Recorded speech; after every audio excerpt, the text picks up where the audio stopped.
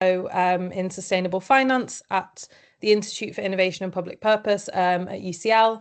And I'm going to talk about some pieces of research that we've been working on with colleagues at the University of Exeter, Tim Lenton and Jesse Abrams, both of whom are climate scientists. And while this work has mostly been focused on the central banking community, I think it has kind of wider implications for climate and nature-related risk management as well. Let me get my mouse. So I thought I'd start by introducing a bit about what IIPP does. And I should also mention that before joining academia, I worked in sustainable finance in the third sector at Share Action, doing rankings and research on climate and biodiversity risk management and alignment practices in the European banking sector. And we still work closely on these topics at UCL. So we're an academic department within UCL, which broadly is focused on researching the role of the state and the public sector in tackling grand societal challenges. Our team focuses specifically on the role of financial and macroeconomic policy to support meeting specifically global environmental targets, such as the Paris Agreement and the Global Biodiversity Framework. And we mostly focus on central banks and financial supervisors, but we've also done some work with Treasury ministries through my colleague Katie at the Coalition for Capacity on Climate Action at the World Bank. So we're quite policy focused. We've been working on the climate agenda for about 7 years. I only joined 2 years ago, so that's more my colleagues' work. And also on the nature and biodiversity agenda for about 4.5 years. So I'll talk about that a little bit as well. And we work by publishing academic research as well as policy reports, and then also engaging with policymakers, civil society and the private sector, both bilaterally and at conferences. So I've participated in a kind of similar session to this, hosted by Carbon Tracker towards the end of last year. And we've largely focused on the case for taking a more precautionary approach to climate and nature risks, focusing kind of policy and private sector tools on preventing worst case outcomes from occurring, given some of the limitations regarding this kind of precise quantification of climate risks, of which tipping points is a key factor, and I'll talk about that more today. And we've also explored how financial flows and the financial sector can be a leverage point for the green transition, and the role of the right balance of public versus private financing solutions for funding conservation and nature-related outcomes. So quite a broad scope of work. Today, this is what I'm going to talk through, which has already been given an overview, but I'll start with a recap of what we mean by tipping points, just so we're all on the same page. And then I'll discuss our research in conceptualizing how these might transmit to economic and financial systems, before discussing some of the emerging approaches used to quantify these risks, including their integration in climate scenario analysis.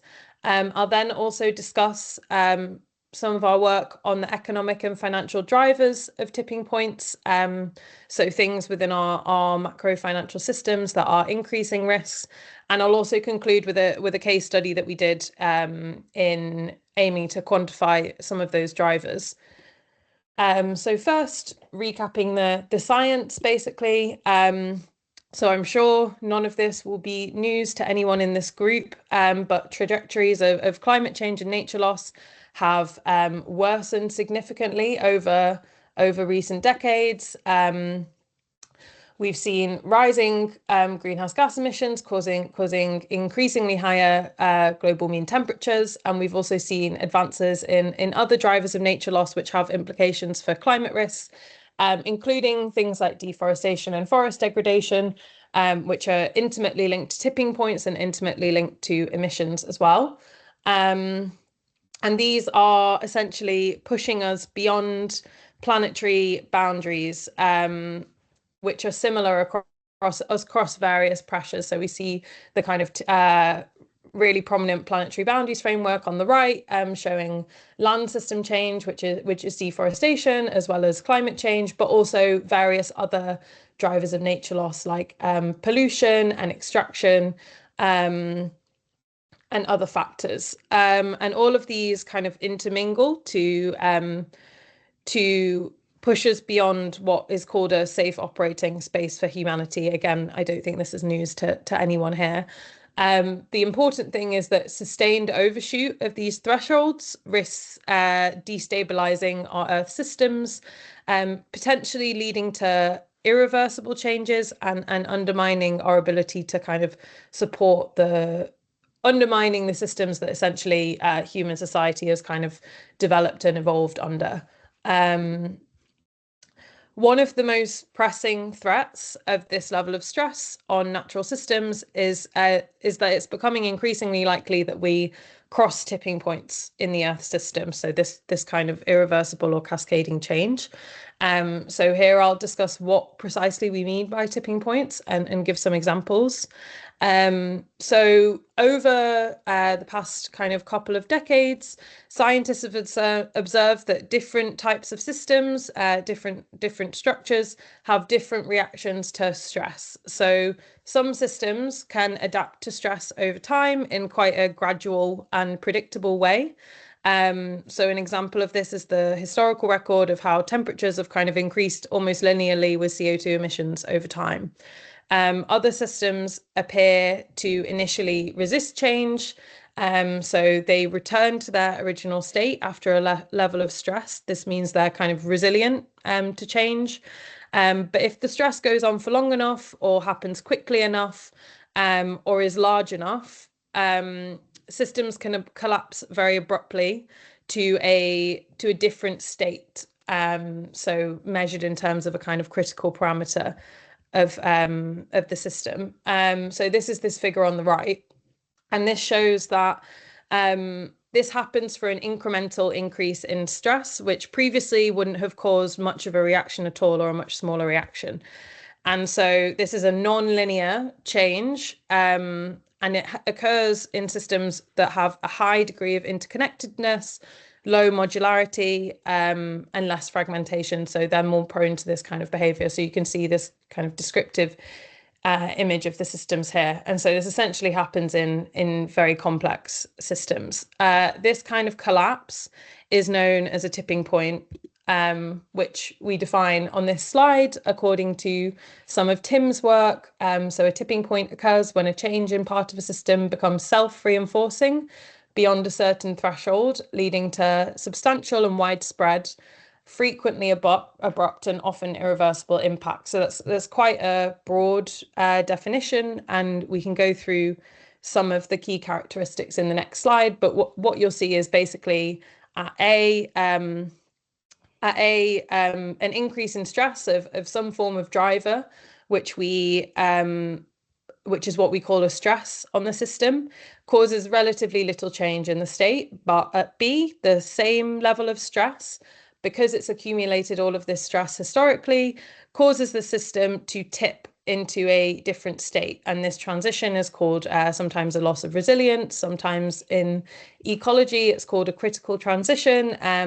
We broadly call that a tipping point, or crossing a tipping point, this dynamic. The point at which the system tips is usually defined in terms of this external driver of stress on the system.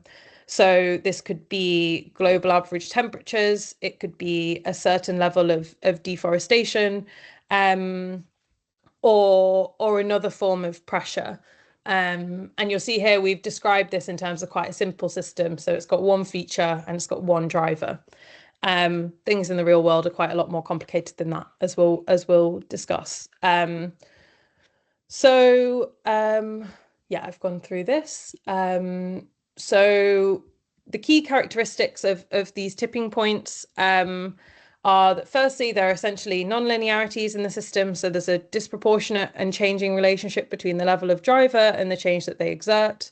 The kind of really key thing that defines a tipping point in Tim's work, so Tim Lenton is kind of one of the leading experts on tipping points, is this self-propelling aspect. So this means that the change will continue even if pressures are eliminated due to these strongly amplifying feedbacks within the system. These are when a change triggers processes that amplify or accelerate the original change, creating this self-reinforcing cycle. And that's the kind of real thing that that characterize the tipping point. So at this threshold, the positive feedbacks become strong enough to overcome the negative feedbacks that balance a system that resist change, causing that resilience.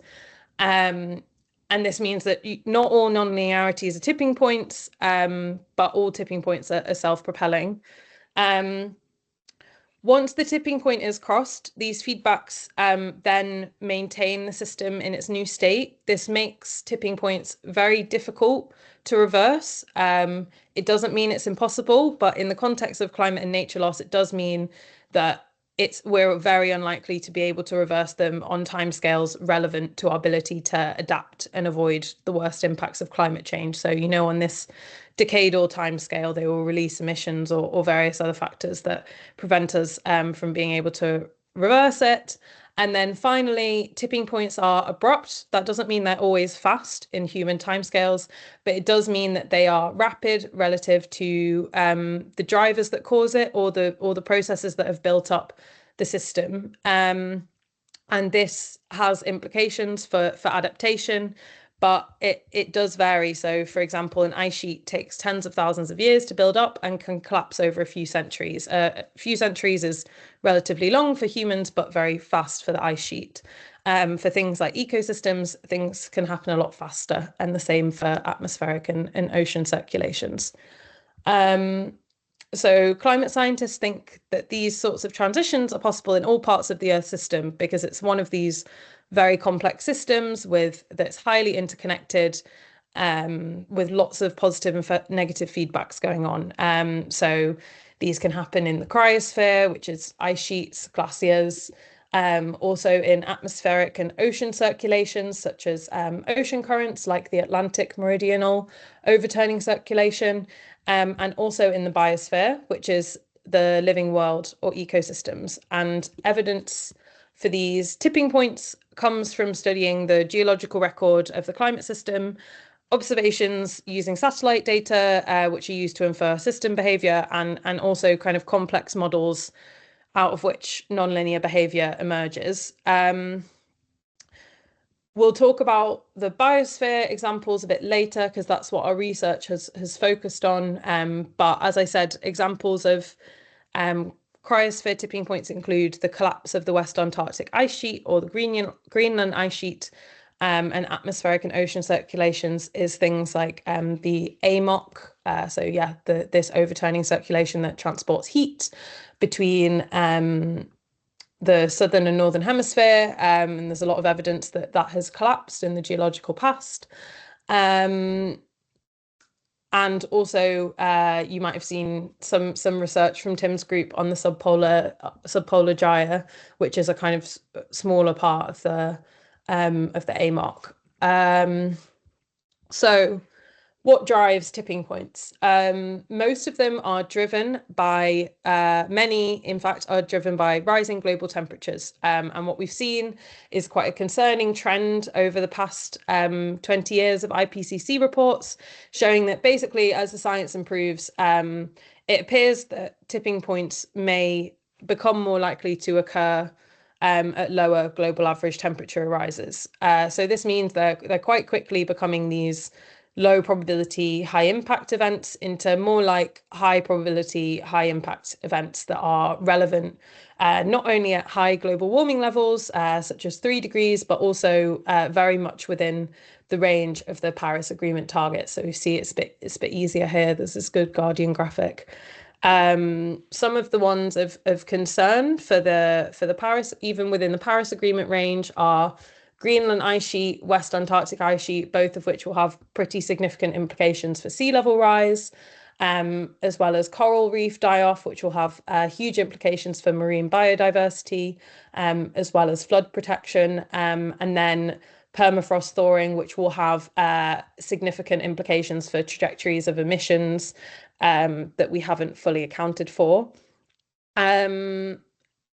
Also not shown here are some of the more recent assessments. So Tim's group did a large integrated review of the scientific basis of tipping points at the end of 2023, and there are kind of more systems that have been identified with medium and above confidence, including mangroves and seagrasses.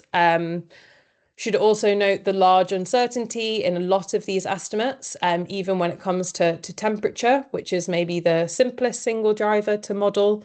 So boreal forests, where are they? They're down here. So this boreal forest dieback could occur as early as 1.4 degrees or as late as 5 degrees.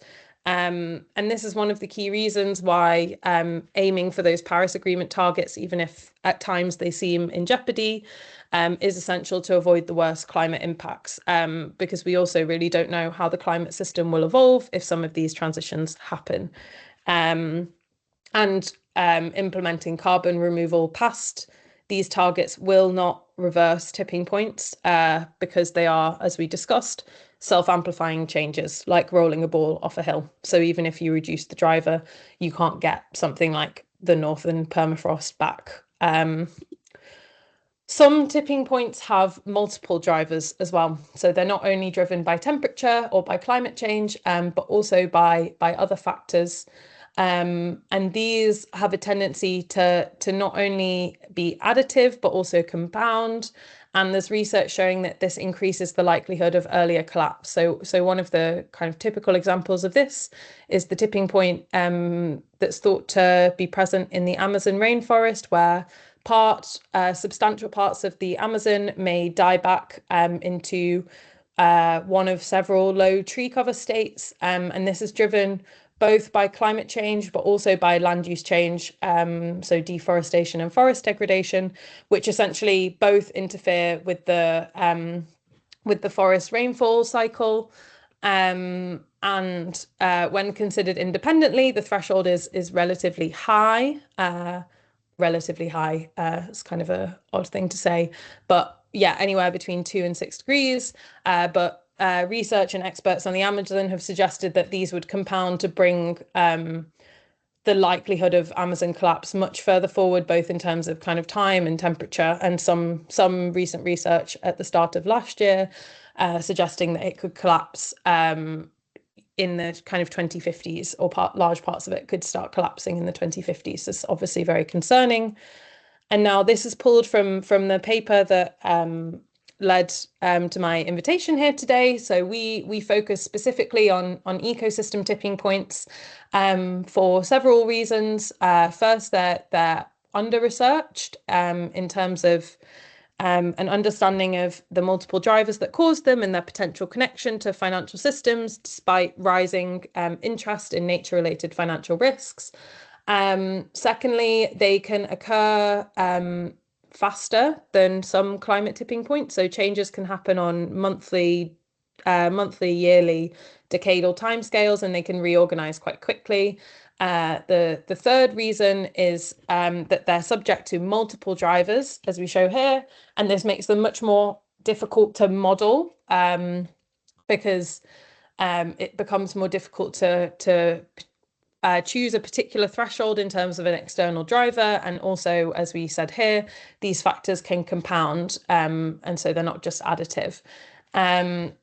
These critical ecosystems, which means they provide really important ecosystem services, both locally, regionally, and also globally, face tipping points due to these multiple drivers. So I've spoken about the Amazon. Another kind of key example is the boreal forests, where there's most confidence that the region could die back to a grassland in the southern area due to a mixture of climate change and, that should say, land use degradation. I think I was changing my slide in a different part of the presentation. And also these coastal ecosystems like coral reefs and mangroves, which could both collapse to different types of ecosystems that are less, I guess, provide fewer ecosystem services for the societies that have adapted to having these here. So things like flood protection is very important for mangroves and coral reefs. And then an under-recognized ecosystem is tropical peatlands, which are these kind of swamp-like ecosystems that are very important in global climate change and could essentially, instead of transition from a state of accumulation of further peat and storing of soil carbon to rapid peat decay and fires, due to, again, a combination of land use change and climate change. So you can see climate is kind of interwoven in all these aspects, but also lots of other factors are present as well. So economic and financial risks of tipping points, and I'll largely focus on this paper that we publish, which focuses on ecosystem tipping points, but I can refer you to some literature that covers some more climate related tipping points, like the AMOC and things like that. So these transitions will cause, I don't think it's a question of may, I think it's a question of will. If they occur, will cause major impacts on human society. We are kind of embedded within natural systems and we rely on them to mitigate climate change, to help us adapt to climate change and be resilient to climate change, and also they directly input into other kinds of services. In terms of how this specifically can happen, we've mapped out how tipping points in each of these certain ecosystems could transmit to the economy, causing direct economic and financial risks. So this is described in terms of the ecosystem services that each of these systems provides and that we rely on, and how they transmit to certain economic sectors, cascade through the rest of the economy, and translate to finance. So an example would be peatlands are both regulate climate change by storing carbon within their soils. They also are sources of water regulation and protect regions against floods, storms, and fires. And losing these services can have significant health impacts and also damage assets. Another example is mangroves, which provide some global climate regulation. They're among some of the most carbon dense ecosystems worldwide, but they also play a key role in modulating fish availability in the ocean. And again, they provide significant protection against storms, which becomes even more important as climate change impacts intensify.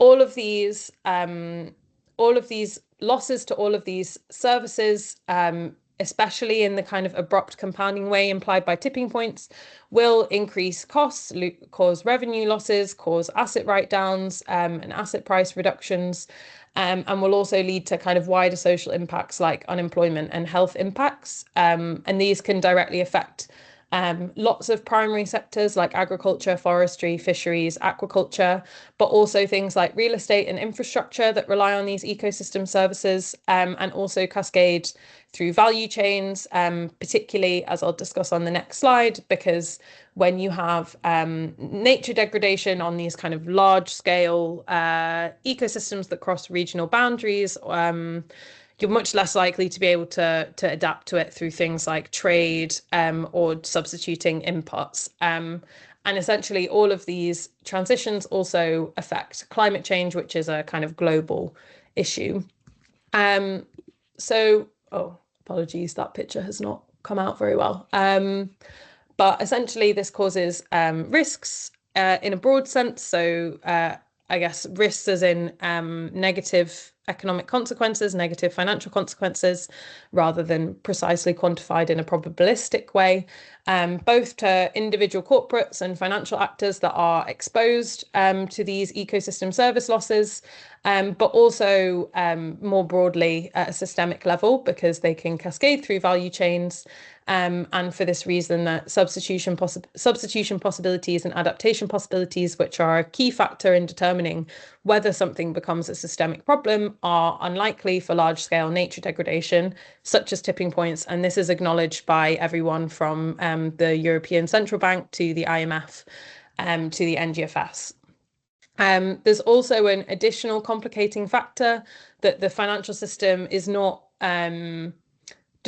these risks are not just a kind of external factor that comes in to affect the financial sector, but financial actors may play a role in enabling and exacerbating these activities that drive our proximity to tipping points in certain ecosystems, and so they play a role in increasing risk. So there's a kind of another feedback effect there. And as I mentioned before, this is really relevant because this is a kind of climate group. This is really relevant to understanding climate risks. So ecosystems store carbon and modulate nutrient cycles. So losing these will increase global warming for any given level of anthropogenic emissions. And so that increases the level of climate hazard facing economies and financial systems. Similarly, nature loss, and particularly critical ecosystems like these ones, will reduce services that build our resilience, and so they increase our vulnerability to climate hazards, and both of those factors increase overall climate risks. So, quantifying the risks of tipping points. I thought this would be a useful framework. It's a recent paper that came out of the French Central Bank that explores basically how we understand environmental economic interactions in a kind of structured way when assessing models. And so in order to understand the effects of tipping points, we need to firstly understand, which I've mapped out on the previous slides, how do these transitions disrupt certain natural functioning in our climate system? So how do they affect precipitation, temperature variability, annual temperatures, etc.? And then how do these nature degradation aspects, including climate change, feed into the economy? So which sectors do they directly impact? And mapping that out quite comprehensively. These are the kind of main factors for determining physical risks, but these economy to economy transmission channels are also really important for understanding overall economic effects. So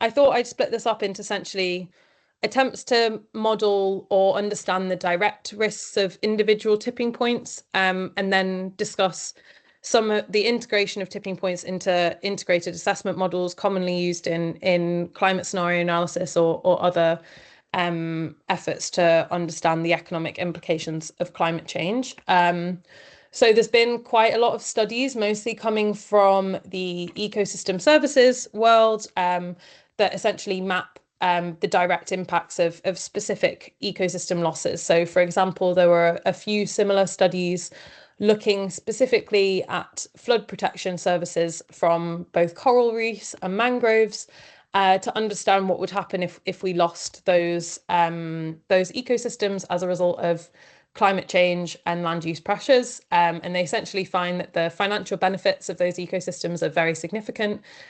So up to a kind of $250 billion in terms of protecting built assets from extreme flood events, so 1 in 100-year events in the case of mangroves, and 130 billion for coral reefs. And lots of these are situated in high-income economies as well. And this is only focusing on kind of one transmission channel, so flood benefits and their link with real estate and infrastructure assets. Another approach is kind of accumulated, has focused on the Indonesian peat fires, which again show how extreme these impacts can be. So in the 2015 Indonesian peat fires, which are an indicator of the ecosystem going through some form of critical transition, released, I think, in a few weeks or a few months, the same overall emissions as the entire United States for that year. And this led to huge economic losses, which have been totaled up by the World Bank and some academics, through impacting things like health, causing business shutdowns and education shutdowns, and also in terms of its impact on climate change. So that's incorporating a few transmission channels. And then there's been a lot of, or more than other studies, a focus on the direct impacts of an Amazon forest collapse, and a study focusing on the kind of Latin American region, found around $250 billion in cumulative GDP losses by 2030. Due to a range of drivers, including transport, agriculture, and a few other factors, while another one focusing only on Brazil estimated losses over a similar period to exceed $1 trillion dollars based on 2017 or 2018 net present value. So the individual losses are significant, but these studies are quite difficult to compare with each other, and they don't give us a kind of integrated perspective that's useful for something like scenario analysis. So tipping points have, to greater or lesser extent, been included in integrated assessment models, so integrated climate and nature assessments. And I'm going to discuss the integration in kind of three main types at the moment. These are which all have, I guess, different modeling frameworks, different use cases, and in the case of nature, different levels of kind of maturity in terms of how much people have worked on these models and how exploratory versus predictive they're intending to be. So starting with stylized climate models. So these are quite high-level models that aim to link climate variables directly onto macroeconomic variables using a sort of reduced form damage function. They're largely used for high-level cost-benefit analysis, with examples being the most prominent example being the DICE model, which was created by William Nordhaus, and essentially used to understand the benefits and costs, the overall economic effects of certain global temperature rises. At the moment, historically, they've been very controversial, as I'm sure most people here know, incorporating very low overall economic costs of very high levels of warming. Recent and previously, they didn't include any representation of tipping dynamics. More recently, there's been integration of certain tipping points into the most recent update of DICE, basically represented as a very minor increase in damages past a relatively high level of warming, so 3 degrees, of 1% of global GDP. And this is based on a literature synthesis of global average temperature contributions of major tipping points by Simon Dietz at LSE. And this, when we think back to that figure I showed you of thinking through certain nature economy transmission channels, what we can see is here they've only included one transmission channel, so impacts on global average temperature. But we know that tipping points, both in the climate and in ecosystems, have multiple transmission channels. And so we can see that this is clearly an underestimate. I included some ideas, which again, I'm not a scenario modeler, so these are just very much ideas of where in this kind of framework you would integrate tipping points to get a more realistic estimation of damages. And one could be incorporating additional transmission channels beyond mean temperature. I've kept this to climate-related ones because this is quite a simple modeling framework, but even within ecosystem tipping points are things that have not been included here. So impacts on precipitation. The Amazon rainforest is a major modulator of the global hydrological cycle, and its collapse will impact precipitation in Brazil, also across the entire Latin American region. And there's also scientific evidence that it could spread as far as places like the Tibetan Plateau. And so this is a really critical indicator for things like agriculture and transport and other factors. Temperature variability is another factor that could be integrated. And then something that's quite important in these stylized models is the shape of the damage function. So how do damages evolve over temperature as temperature progresses? Research suggests that a tipping point should basically be modeled as some form of step change in the rate of damages past certain temperature thresholds. And there's some research that I can share afterwards that's also done this in more of a stochastic, probabilistic way, given the uncertainties that we have in thresholds. But this has basically, it's the defining impact in this kind of stylized model on the level of damages. And Steve Keen wrote a paper with Carbon Tracker showing that if you switch from the quadratic function that's currently included in Nordhaus's model to some form of logistic function, which is like an S-curve showing basically past a certain temperature, you have total collapse scenario. You end up with much more realistic damage figures, realistic being kind of matching more the scientific understanding of really the level of catastrophic changes that are implied, catastrophic damages that are implied by these changes. More relevant for this group is stylized models are generally, they aren't used as much in climate scenario analysis. They're quite high level. And instead, most work is on process-based climate IAMs, which essentially assess linkages between economic, social and technological development and the climate system. So there are certain hardwired transition channels between climate and specific parts of the economy, as well as a damage function for chronic physical risks. In the recent edition of the NGFS scenarios, there has been a significant increase in the severity of the damage function based on a new climate econometric study, but it still does not account for tipping point dynamics, largely because it's still constrained by these historical data limits, and tipping points are fundamentally unprecedented in human experience. As I said, most of our evidence is from either the geological record or from very complex models. But so this is a kind of big limitation that the NGFS is very, very clear about and suggests that physical risk could be much larger than even these models suggest. Similarly, damages, as far as I'm aware, are not usually computed through these process-based channels. And so again, you miss out on incorporating the specific ways by which these changes impact economic systems. Although the updated damage function does have many more of these additional channels, such as precipitation and temperature variability, compared to previous iterations of the NGFS scenarios. Again, where could tipping points be integrated? I think in terms of the scenarios aiming to present standardized futures of how technological systems or how the transition will develop and the associated physical impacts.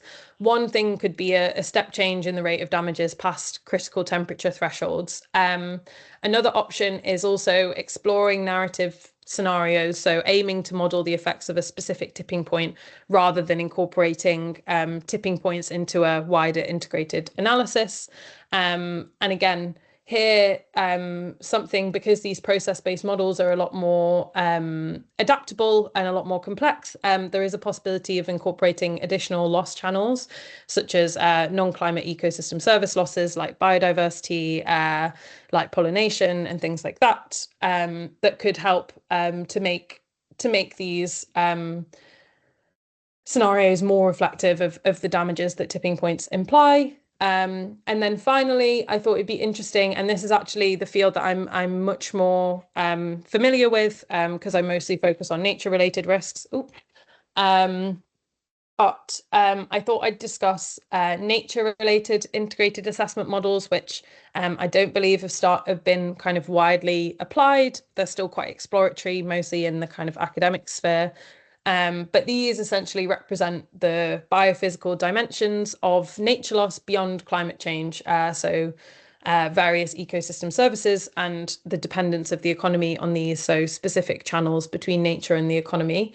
And these are much more well suited, I think, to modeling the kind of tipping points that we've studied. And they're, again, used in a similar way to the NGFS scenario. So they want to assess the macro financial implications of a particular narrative. They're used in a much more narrative way. And there has been some modeling of tipping points in this narrative way. So there's a big famous paper by Justin Johnson at Minnesota, which models tipping points as these sort of instantaneous collapses in the supply of certain ecosystem services, such as pollination.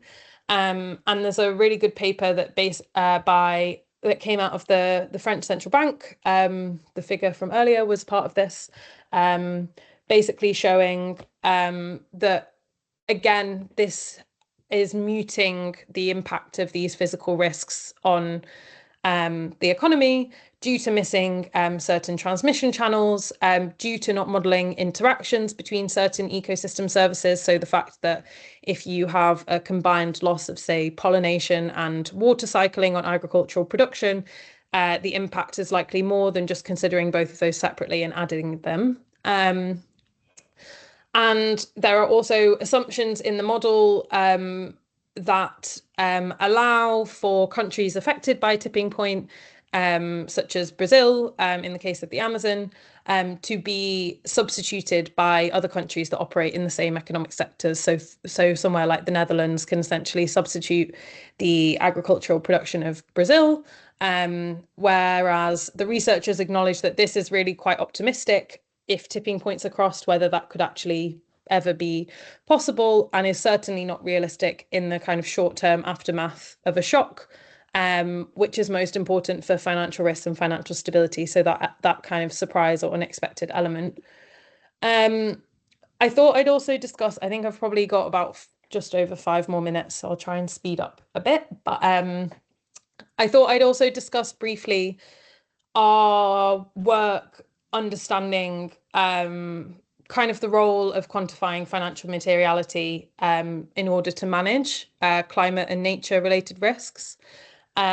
We have argued, particularly my colleagues Katie and Josh, that essentially the various factors mean that climate change and nature related physical risks, such as tipping points, and partially due to tipping points, are subject to radical uncertainty or fundamental uncertainty, which means you cannot assign meaningful probabilities to them, and you are unlikely to ever be able to accurately determine those risks in a meaningful way. And by a meaningful way, we mean they could be incorporated accurately into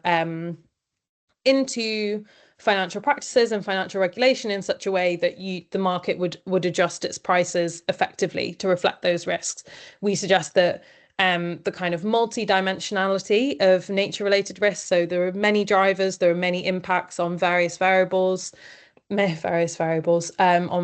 many variables, as well as the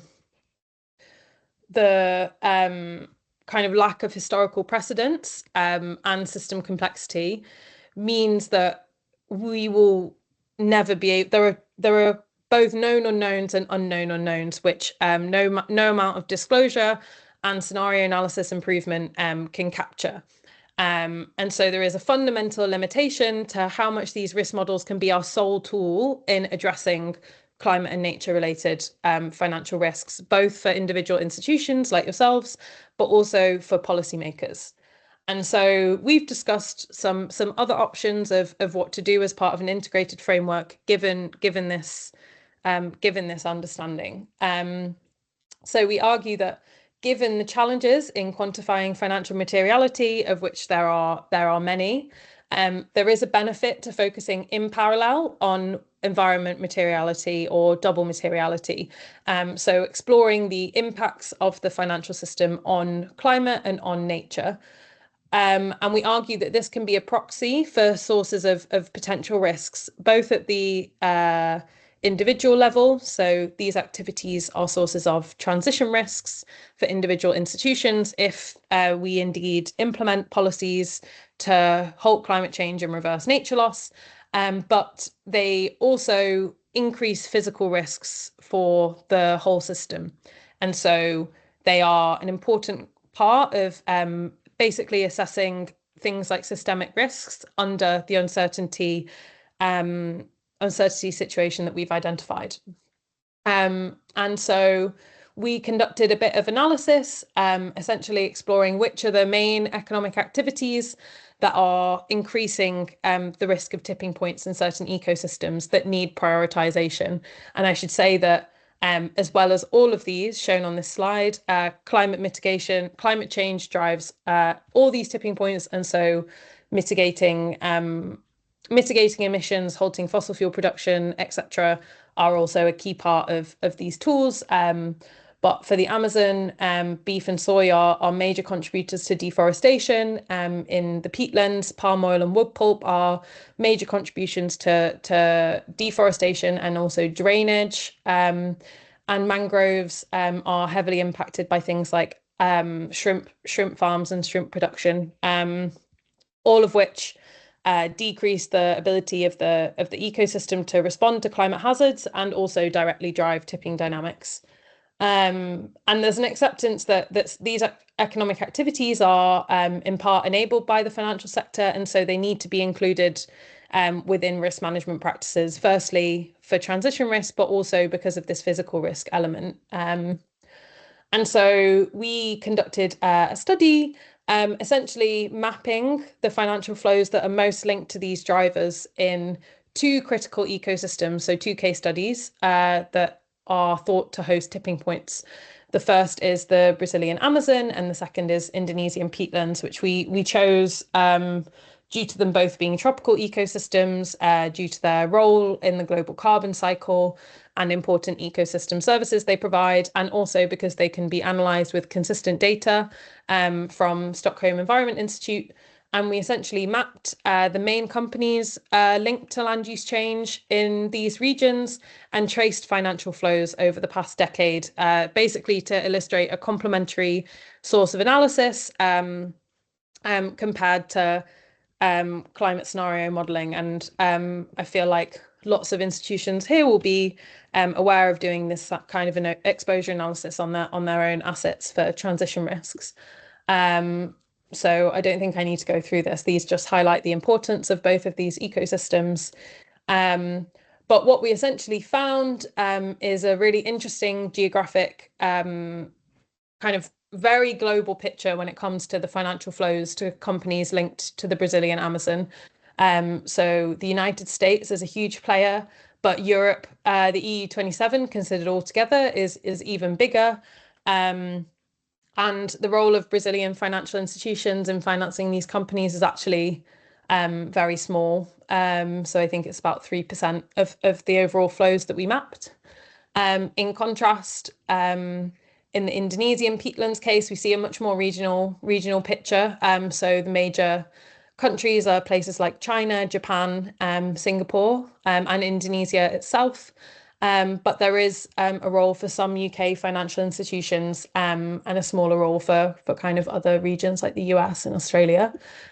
And you can see that it's a relatively concentrated group of institutions that facilitate these financial flows, particularly in the case of Indonesia.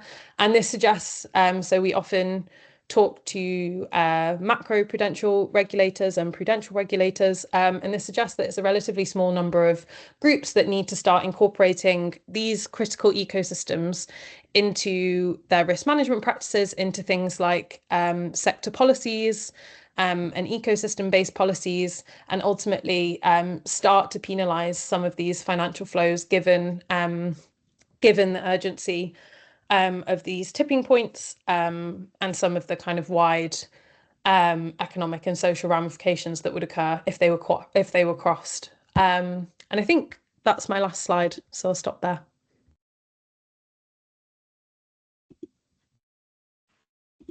Thanks so much, Lydia. That was extremely interesting, and I appreciate you got through a huge amount of content. Yeah, sorry, I hope it wasn't too content dense. I had quite a few things I wanted to cover.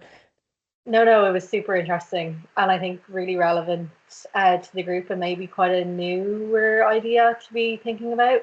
So I'm just wondering if anyone has any questions before we come to the end of the session. Yeah, Guillaume, I see your hand. You can go ahead. Hi. Yeah, no, thank you, Lydia. That's a very interesting presentation. But I think I could only join halfway through, so I'm really sorry if I've missed something at the beginning which would make this question really silly. But I get the impression that what you're concluding about is that scenario analysis is not appropriate for institutions to sort of to identify and manage the risk that they're doing in terms of the exposure they've got. And the last few slides seems to say that we should just follow the money. So you should just it would be up for policymakers to sort of limit the actual flows of finance that are going to these economies or activities which would trigger these tipping points.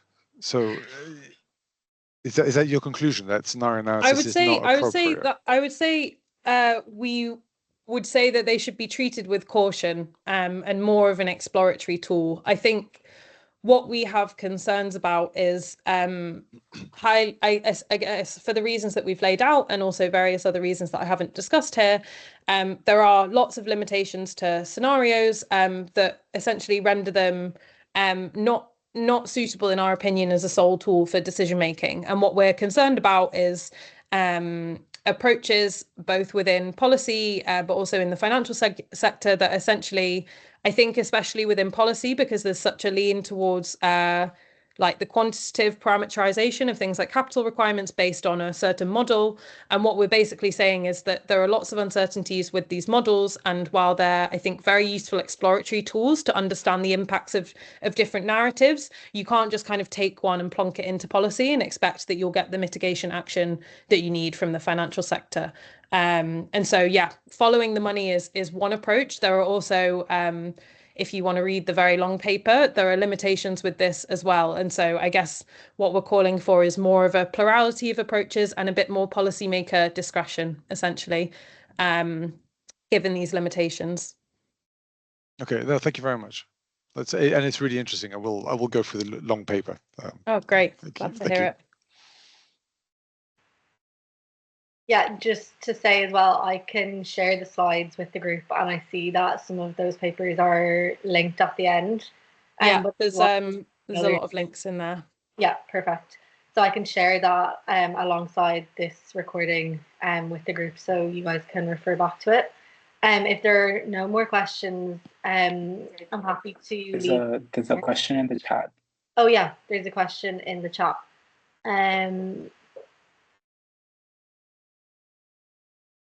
I don't know if you can see that, Lydia, if you want. Yeah, I'm just reading from Sam, my conclusions that we should know.